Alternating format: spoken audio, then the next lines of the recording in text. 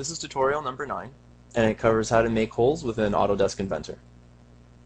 Now to start off, let's open up a brand new part file.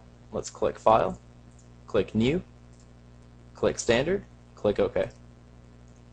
Now what we're going to do first is we're going to create a rectangle that we're going to make our holes into. So let's click 2-point rectangle, and let's draw a rectangle out. And let's make this rectangle with the general dimensions. Let's make it 40, and let's make it by 100.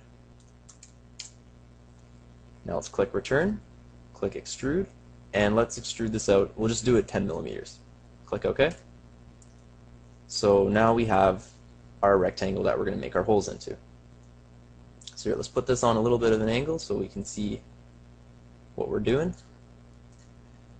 Now let's click Hole.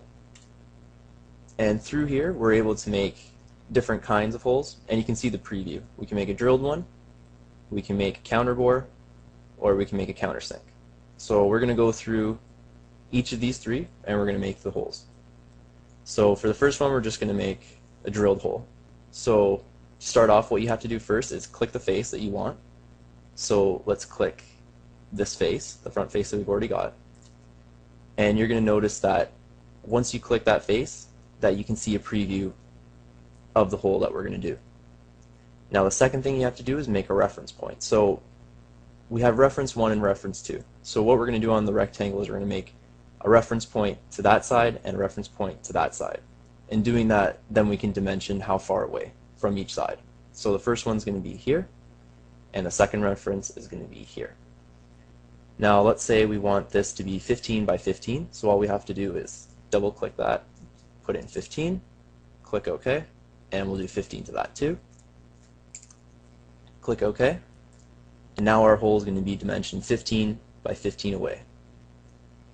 Now if we look to the side here, we're also able to measure out different depths and stuff. So right now our hole depth is 8 millimeters plus 3 millimeters in width.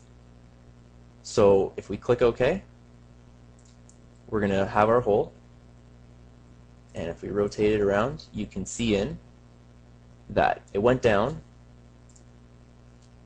it's gone down the 8 centimeters, and that the width of it, or the diameter, is 3 millimeters. Now we can also change this. If we right click on it, click Edit Feature, we can change the depth that it goes down to. Let's make it 2 millimeters. Click OK.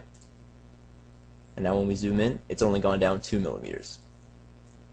And if we right click it again, click Edit Feature, we're also able to change the point at the bottom. We can either make it flat or we can make it with an angle. Right now it's at 118 degrees. So you're able to adjust various dimensions, and you can make the hole exactly how you want it. So for now, let's put it back to 8.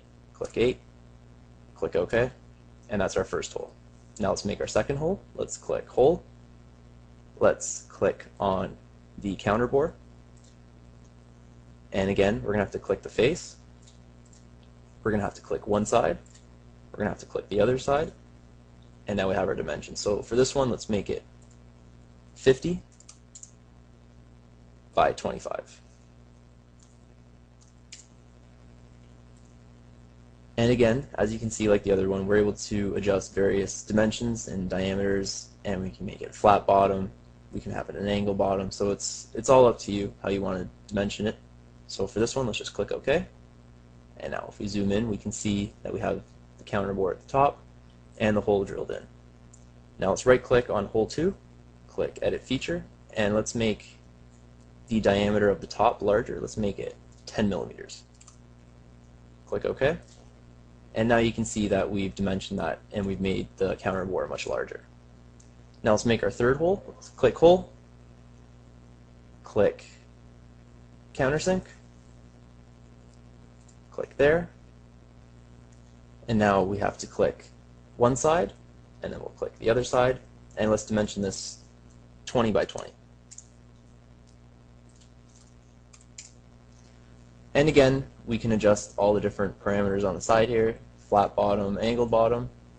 We'll just leave it how it is right now, click OK, and if we zoom in, we can see how we made it. And that concludes our tutorial on how to create holes within Autodesk Inventor.